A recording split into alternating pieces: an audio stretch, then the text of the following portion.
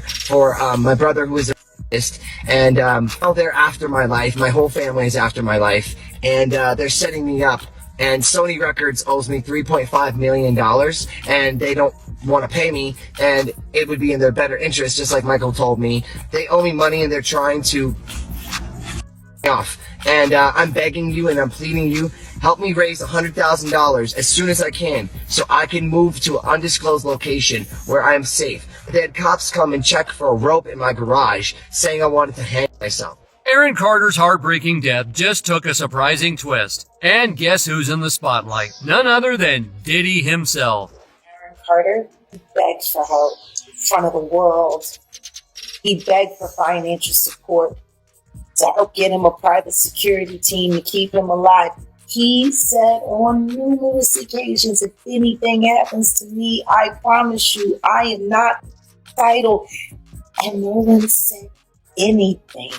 Turns out there are some jaw-dropping secrets about Diddy and his connection to Aaron Carter's final days. And now Diddy's lawyer has officially called it quits, adding fuel to the fire.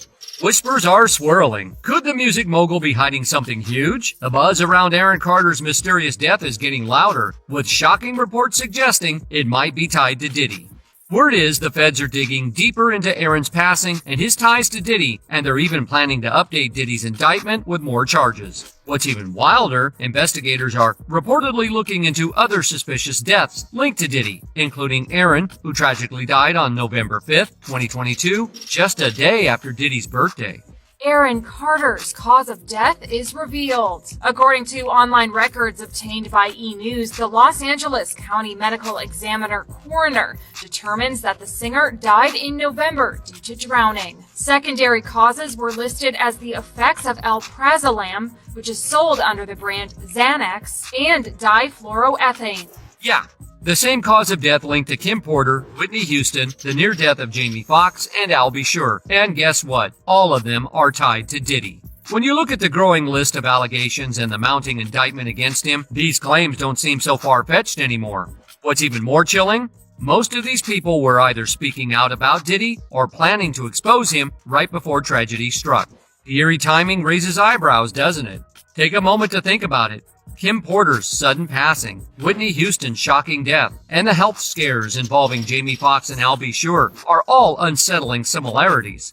Is it just a dark coincidence, or is there something more sinister going on here? Now we're diving deep into how all— The courtroom was thick with tension, every eye fixed on the unfolding drama. Diddy Combs, the legendary music mogul, sat motionless, his expression unreadable. The prosecution presented shocking new evidence that left the entire room in stunned silence. Diddy, the allegations surrounding him, and what these mysterious deaths might reveal.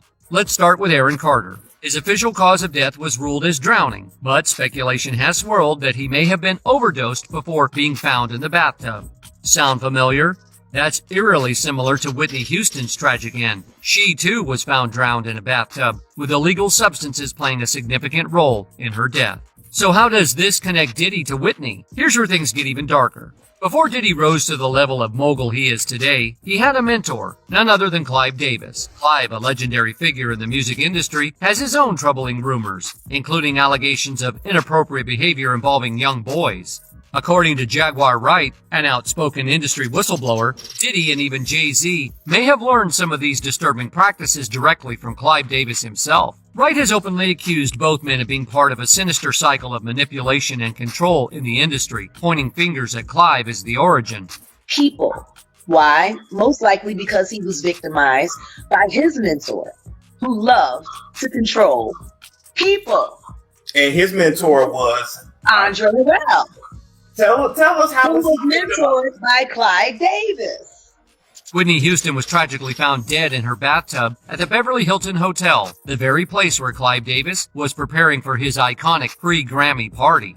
Shockingly, Clive decided to continue with the event, even as news of Whitney's death spread, leaving many to question the lack of sensitivity. Meanwhile, Diddy, who was also in party mode that night, reportedly ended up hospitalized for a severe migraine after hosting a post-Grammy bash at the Playboy Mansion. According to Jaguar Wright, Diddy's meteoric rise with Bad Boy Records wasn't just about talent or hard work. She claims it was about favors for Clive Davis. Jaguar has often questioned how someone like Diddy could go from being an intern at Uptown Records to suddenly becoming the powerhouse behind the Bad Boy Empire. Her theory, Clive allegedly played a key role in Diddy's rise, perhaps helping him maneuver through opportunities that wouldn't have otherwise been available.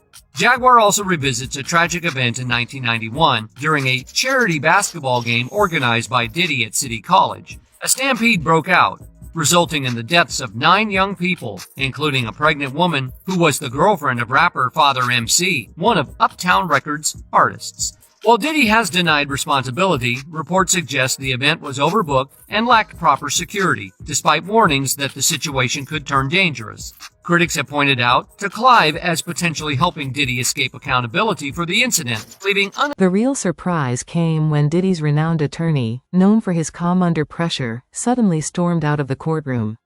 What sparked this unexpected departure, and how does it tie into the broader theme of resilience and overcoming adversity? Let's dive in and unpack it. They will come when we will name names other than Sean Combs, and there's a lot of names. It's a long list already. And of course, I already know who some of these individuals are, but because of the nature of this case, we're going to make damn sure that we're right before we do that. But the names that we're going to name, assuming that our investigators confirm and corroborate what we've been told, are names. Resilience is a word we often hear, but moments like these truly define its meaning. Diddy's career serves as a prime example. He's built a music empire and faced both personal and public challenges, yet time and time again, he has demonstrated an unwavering ability to rise above and keep pushing forward. Accidental drowning. Sure, it sounds straightforward. The coroner pointed to inhalation of compressed gas, a substance Aaron had been linked to in the past, and sedative medications. But if this case were so cut and dry, why did the toxicology report take months to surface? Why have details about Aaron's final hours remained murky at best? Delays and discrepancies like these often raise eyebrows, but they're just the tip of the iceberg. Perhaps the most unsettling twist involves the behavior of Aaron's housekeeper. When neighbors, including a medically trained nurse, heard the emergency call and rushed to help, they were met with locked doors and a housekeeper who allegedly refused to let them in. Imagine someone's life potentially hanging in the balance, and instead of allowing critical aid, the person on site opts to delay access. It doesn't end there. When police finally arrived, she reportedly attempted to prevent them from entering too. Why? Panic, guilt, or something more sinister? The actions seem to defy logic, especially considering the urgency of the situation. Then there's the timing. Questions arose about how long Aaron's body was left in the bathtub before the discovery. Hours passed, raising questions about what occurred during that window of time. It's unsettling to think about, especially when paired with Aaron's recent public statements. In the days leading up to his death, Aaron expressed fears for his safety, sharing cryptic messages about feeling targeted. And Brad Paisley, who sued Sony Records for $10 million. They owe me money and they're trying to... Was he paranoid, or was he onto something? His concerns now seem hauntingly prophetic, adding another layer of intrigue to an already puzzling case. Each detail deepens the mystery, creating a swirl of suspicion and heartbreak. And yet, this is only the beginning. As investigators continue piecing together the timeline of his final moments, questions about Aaron's connections and potential threats he faced are coming to light. What, or who, was Aaron so afraid of? And how does this tie into some of the biggest names in the entertainment industry? It's time to explore the shadows and connect the dots to a name that keeps popping up in the most unexpected ways. Diddy. Photos of Aaron Carter and Diddy from years past are now being re-examined with a critical eye, suggesting a relationship that may have been more than just a passing acquaintance. These images, once seen as snapshots of Hollywood camaraderie, have taken on a darker tone in light of Aaron's claims of exploitation by powerful people. The day will come. This latest twist in Diddy's legal battle takes resilience to a whole new level. When the prosecution unveiled their shocking evidence, the atmosphere in the room changed in an instant. Audible gasps echoed through the courtroom as the details emerged, leaving many to wonder if this could be the turning point of the case, a moment so significant that even Diddy's unwavering confidence could be tested. What's more, investigators carried out an interagency operation to clean up the troubled New York City federal jail, and they managed to seize illegal substances, homemade weapons, and electronic devices. The raid had nothing to do with Diddy. It was only carried out to ensure the safety and security of staff and inmates at the facility, and was part of a larger safety and security initiative, and not in response to any particular threat or intelligence. And while their efforts are commendable, the point is, it's the Wild West out there. And that's exactly why one woman who lost her husband to violence at a U.S. detention center advised Diddy to not keep to himself and to not trust anybody. During an interview with Us Weekly, Ashley Cordero said, "The prison is disgusting. They have rats running through there and everything. It's disgusting inside. My husband used to sit there and say it was nasty that rats were everywhere. No human being should be living like that at all. No human being should live that way. You're not an animal. You're still a human." She also said, he, Sean Diddy Combs, should try to transfer to a different prison. My husband passed away in there. That prison is no good. Honestly, him getting denied bail, you got to suck it up and be in prison, but try to transfer. That prison is obviously not safe. If so many are complaining, that says something.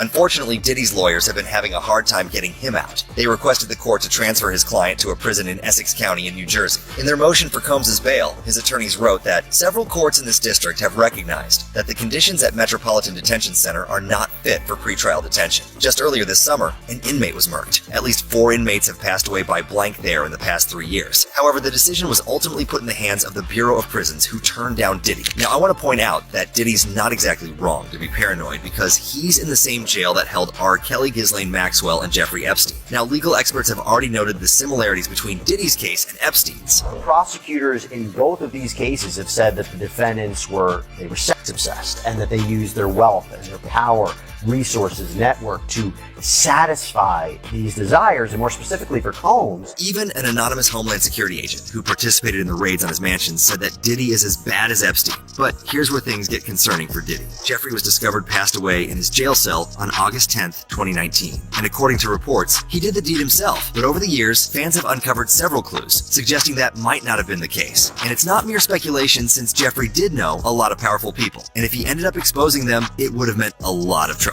So of course there was a long list of people who wanted him